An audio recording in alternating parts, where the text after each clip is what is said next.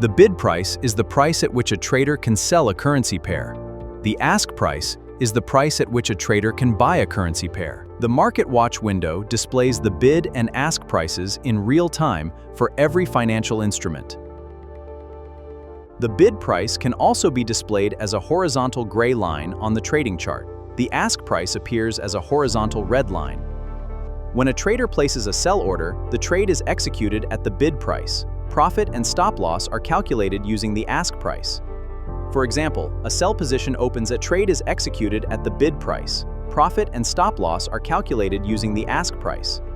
When a trader places a buy order, the trade is executed at the ask price. Profit and stop loss are calculated using the ask price. For example, a buy position opens at 1.1797786. The camera slowly follows the chart. For a corresponding bid and ask prices determine how the trade is executed and how the final profit or loss is calculated.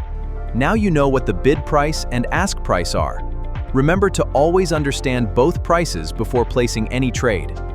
Forex and CFD trading involves substantial risk. It may not be suitable for every investor. Never trade with money you cannot afford to lose.